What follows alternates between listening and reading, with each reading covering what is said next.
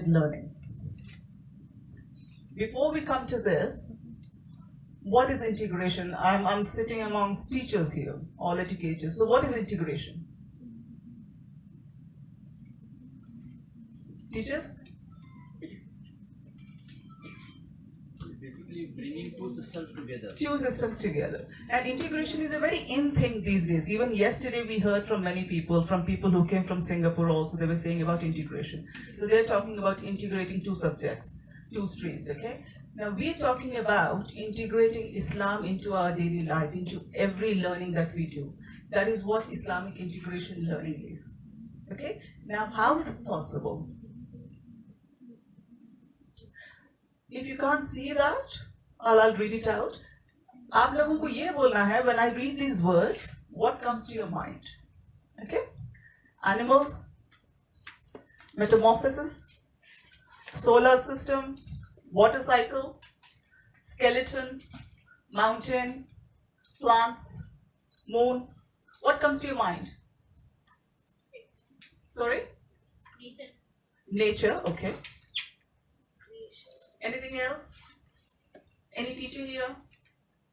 Full-time teacher?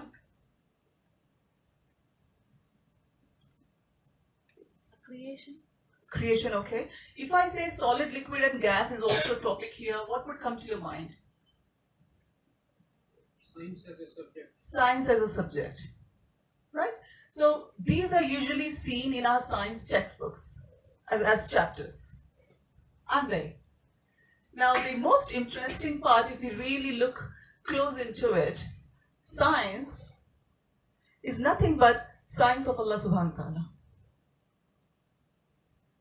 Yeah? And what are we teaching our children? We're teaching the science of Allah, but we call it as science, as a subject. Now, why do we have to integrate?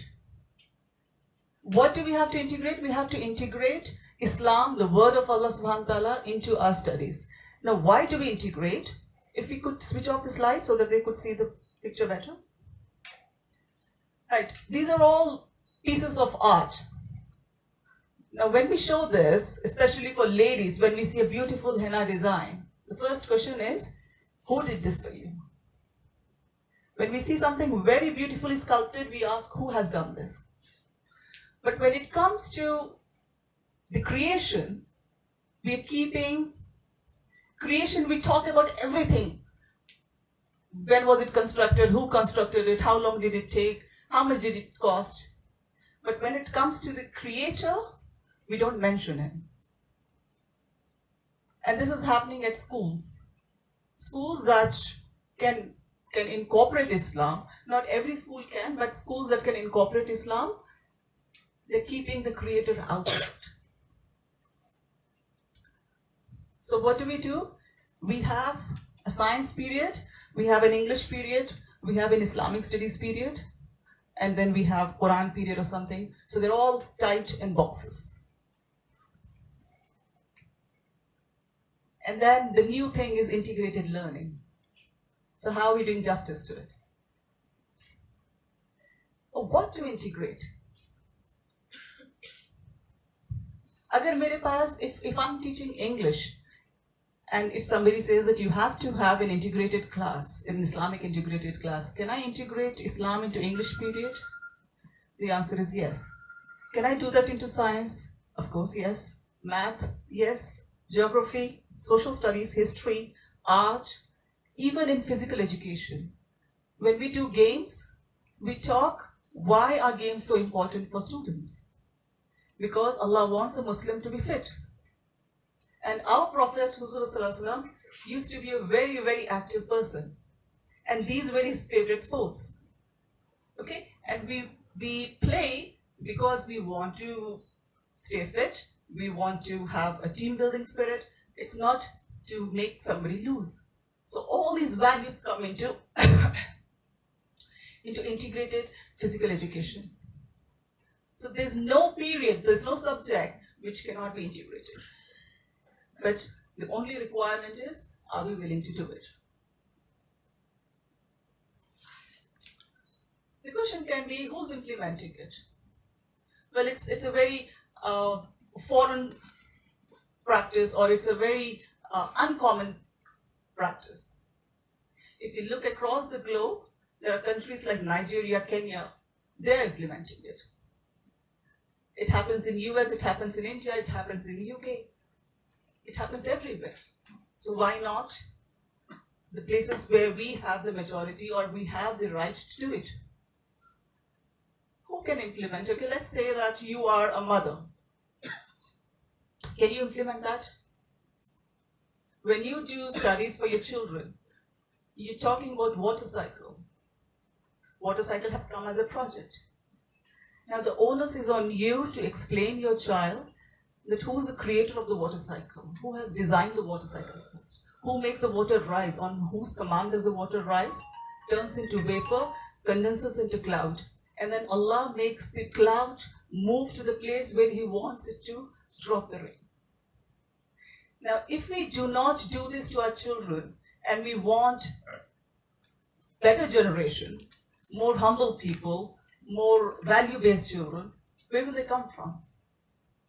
Because we are teaching them in boxes. So the integrated curriculum can be done by anybody. Homeschooling, tuitions, schools, online, it can happen anywhere.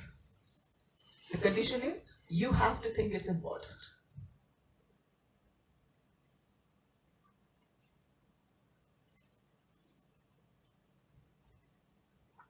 It doesn't. I'll show you a small lesson plan in a few minutes. When we were working in England, or people working across the globe, we keep the national curriculum as it is, and then we bring in the respective Islamic point that matches with it. And we do not disturb the national curriculum. So, and the question is, does it overburden the children? It doesn't. If I'm talking about moon, and I do the objectives that are given in the textbook, and I say, do you know what is moon called in Quran? Okay. And then I say that, do you know the story where Prophet ﷺ split the moon into two? And then I can also say that Allah has created moon as a lamp for us. So where will the mention of Allah's creation disturb my curriculum? It doesn't, and it doesn't overburden the child, but it makes it more relatable. Allah subhanahu wa ta'ala said that He has created man and jinn only for one purpose, to worship Him. But if we talk about Allah's creation and do not mention Allah, are we doing His ibadah at that time? So let's turn the learning into ibadah, make it more meaningful. We talk about critical thinking. How do we make our children think critically if we don't let him think about the Creator? We ask the children to learn holistically. Okay? But the major part is left behind. In this manner, my firm belief is our children will not be learning holistically. And the responsibility is on us. How do we design the curriculum and how do we deliver it? Maulana said this yesterday, and I like it. We do this. Every day we teach the children work of God. We teach about volcanoes, we teach about waterfalls, we teach about drought, we teach about floods, but we don't mention the word God. So when the child does something very good, the humility will come only when he is connected with the Creator. That Allah is the one who does the best, and I'm only doing part of what Allah has allowed me to do.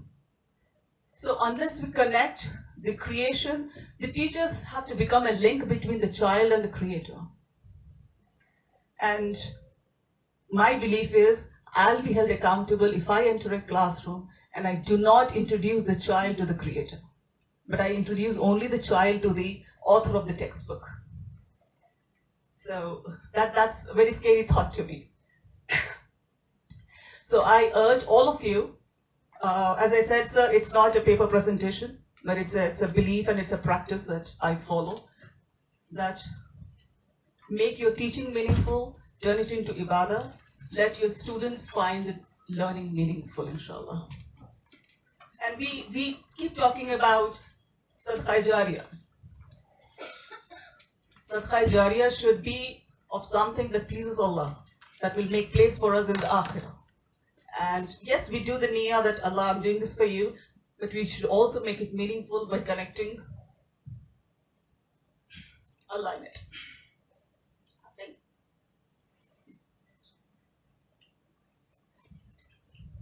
We all get happy when we see this. Okay, we do it as a project and we love to read upon who invented what in the Muslim world. But sadly, now the golden era was when learning was one thing. Learning meant learning about the education that Allah has given to humans. It wasn't about a human-made education and then Islamic education. It was all in one big circle. We have split it. And now we are happy with these things.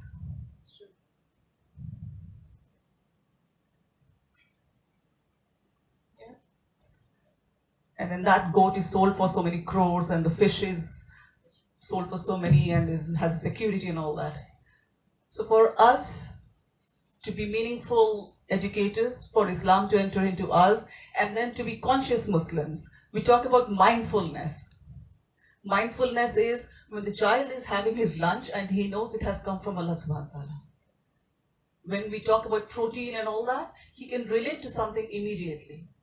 The foundation has to be set where a Muslim is connected with Allah subhanahu wa ta'ala, and it will go on. Whatever he does after that, he will remember Allah subhanahu wa ta'ala in his learning. Truly, Allah does not change the condition of a people until they change what is in themselves. So it has to start from you, where you start connecting with Allah subhanahu wa ta'ala. Everything that you do, maybe you're not students as formal students, but you do plan the education of somebody else. So you will have to look at the education from a different angle to change the situation. Inshallah, okay? So that's all in a very quick nutshell I had to say. Oh, by the way, this is the lesson plan that I was talking about. This is a class 4 topic, soil. When I was preparing the lesson plan for this, I was amazed at Allah subhanahu wa ta'ala's creation. Soil that we think nothing, dust, grit. But soil, I mean, when I was doing the lesson plan, I was going through the science textbook. The beauty of Allah subhanahu wa ta'ala's creation even grew more. So the objectives, which hasn't come in this, in this picture, stays as the lesson objectives every science class has, but we integrate what a child has to learn about soil. Okay, it's just a small turn where you ask the child, who created soil? Okay, Allah subhanahu wa ta'ala created soil. Why did he create soil? So the critical thinking starts from here. It starts from who, and then why. Allah created it for us. So should we not be thankful? So you see, the whole mindset of the child changes when we bring Allah subhanahu wa ta'ala in it. Okay? Jazakallah khair for listening to me, for giving me this time. Sorry, it was not a paper presentation, but it was an experience that I wanted to share. Okay? Jazakallah khair. MashaAllah.